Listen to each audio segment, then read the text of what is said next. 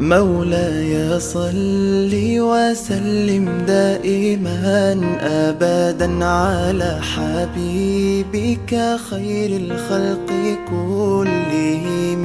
مولاي صل وسلم دائما أبدا. Assalamualaikum warahmatullahi wabarakatuh. Apa kabar anak-anak semua? Oke, mudah-mudahan kita semua yang di rumah, keluarga kita, orang tua, dan sanak saudara semuanya dalam keadaan sehat walafiat dan tetap semangat ya. Dan terutama selalu di dalam lindungan Allah Subhanahu wa taala. Amin ya robbal alamin. Oke, baiklah anak-anakku semua. Alhamdulillah pada pagi hari ini kita ketemu kembali dalam rangka pembinaan akhlak SDIT Dakta yang biasa dilaksanakan pada hari Jumat pagi. Oke, sebelumnya mari kita bersama-sama memanjatkan puji syukur kehadirat Allah Subhanahu wa taala yang mana pada pagi hari ini kita semua selalu dalam lindungan Allah ya, di dalam petunjuknya, di dalam kesehatan dan di dalam rahmatnya. Yang kedua, sholawat dan salam semoga tetap terlimpah curahkan kepada junjungan kita Nabi besar Nabi Muhammad Shallallahu Alaihi Wasallam yang telah membimbing umatnya dari zaman jahiliyah menuju zaman Islamiyah seperti sekarang ini. Baiklah anak-anak, untuk pembahasan kita pada pagi hari ini yaitu tentang adab dan tata cara masuk keluarnya kamar mandi. Nah, itu harus kita perhatikan ya, karena kita dalam keseharian ya kita pasti tidak lepas dari masuk kamar mandi dan keluar dari kamar mandi atau toilet. Nah, terutama di rumah ya, bangun tidur, kemudian mau tidur, kita pasti ke kamar mandi ya, mandi, gosok gigi, kemudian kita apalagi cuci muka, buang air kecil dan buang air besar. Nah, jangan lupa sebelum masuk kamar mandi kita harus berdoa terlebih dahulu. Nah, itu doanya bagaimana bunyinya? Allahumma inni a'udzubika minal khubusi wal khaba'is. Nah, kita harus mengucapkan doa sebelum masuk kamar mandi supaya kita terlindungi dari hal-hal yang tidak diinginkan. Nah, kemudian adab selanjutnya yaitu bahwa kita harus membuang pada tempat toilet yang sudah tersedia. Jadi ketika kita membuang air kecil dan besar, jangan di lantai ataupun jangan di tempat selain dari lubang toilet. Nah, kita harus membuangnya di situ. Nah, kemudian selanjutnya kita harus duduk ataupun jongkok ya, tergantung tempat toiletnya. Ada yang toilet jongkok, ada juga yang toiletnya dengan duduk. Nah, kita sesuaikan aja ya. Kalau kita berada di toilet yang jongkok ya kita jongkok. Ya, kemudian kita kalau yang duduk kita duduk ya. Nah, di situ itu udah memenuhi adab yang ada, bukan dengan berdiri ya. Gitu. Kemudian yang dilarang lagi kita berteriak ya ataupun menyanyi-nyanyi di kamar mandi, itu nggak boleh ya. Artinya kita harus diam ya. Diam dalam arti tidak berisik, tidak nyanyi, tidak mengaji ataupun ucapan-ucapan yang lainnya ya. Jadi memang di situ dilarang ya.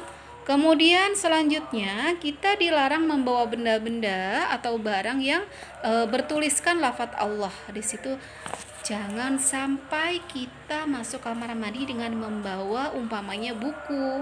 Kita tulisin Bismillahirrahmanirrahim, Allahu Akbar. Nah, itu jangan dibawa dulu ya. Ketika masuk kamar mandi, ditaruh dulu.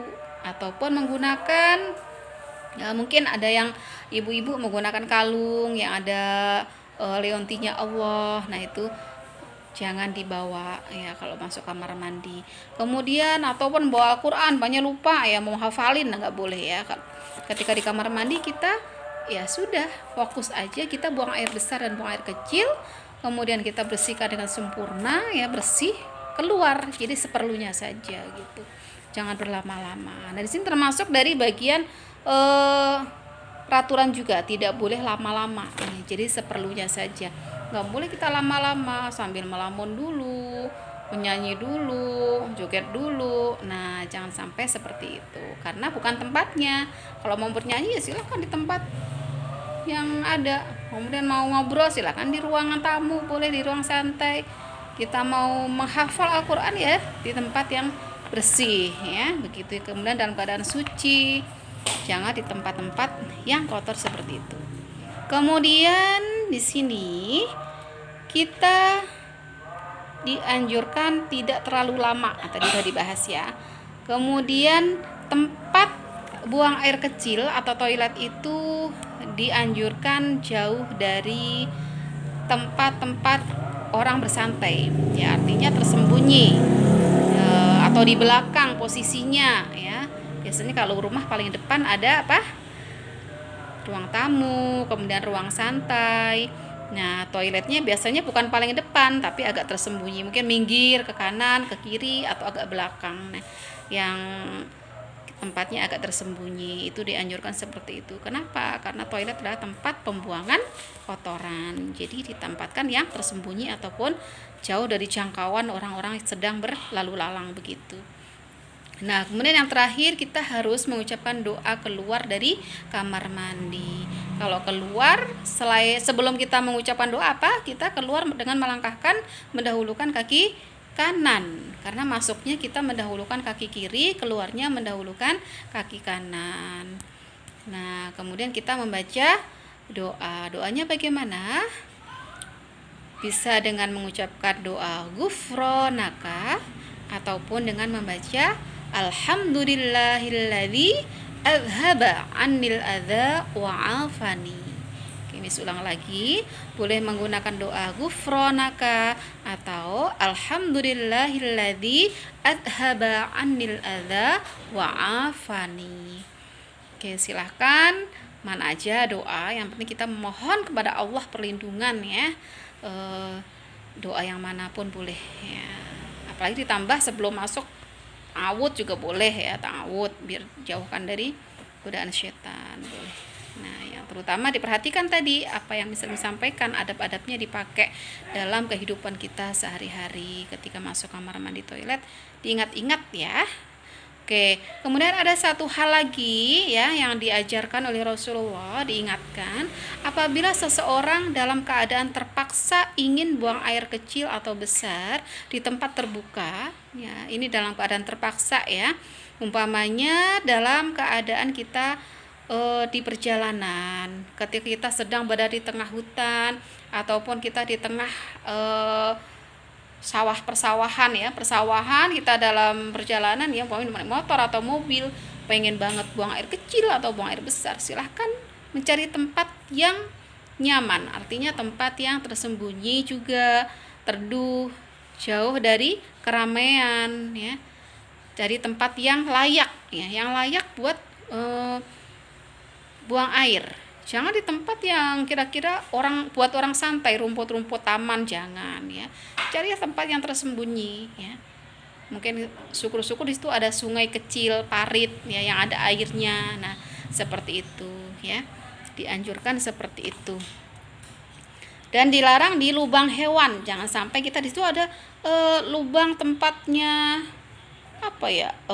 Tikus, tempat katak, tempatnya semut, kita buat buang air besar, nggak boleh di situ ya, karena hal itu akan berpotensi merugikan manusia dan makhluk lainnya ya, karena makhluk hidup bukan hanya kita. Coba kalau rumah kita dikotori bagaimana ya, kita kan nggak rela, kita aja setiap hari bersih ya kan, membersihkan, kemudian tiba-tiba dikotorin dengan kotoran. Nah, kita nggak boleh, sama makhluk lain juga tidak rela rumahnya dikotori. Maka dari itu kita dilarang di tempat-tempat yang masih digunakan oleh hewan-hewan lain, jangan ya. Kemudian Islam mengajarkan ya, kita tidak boleh merugikan siapapun. Nah, itu ya, sama makhluk hidup kita harus saling menjaga juga ya, bukan hanya kepada manusia, kepada sesama hewan pun ya kita harus menjaga tuh. Jadi yang diperhatikan yang terutama ketika masuk dan keluar kamar mandi tadi ya. Oke, nanti sewaktu-waktu Sari akan tanyakan nih ya, kalau sudah masuk dievaluasi dari awal nih.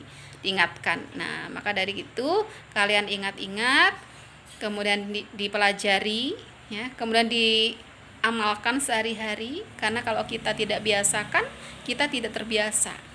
Karena terbiasa itu harus dimulai dari kita. Seperti doa mau tidur pun kalau kita nggak terbiasa, ya lupa lagi ya, dianggap remeh gitu. Ketika masuk kamar mandi juga sama, jangan karena buru-buru kemudian lari langsung masuk lupa doa. Nah, sebisa mungkin kita ucapkan doa ya, doanya buru-buru nggak apa-apa gitu, yang penting kita tetap doa.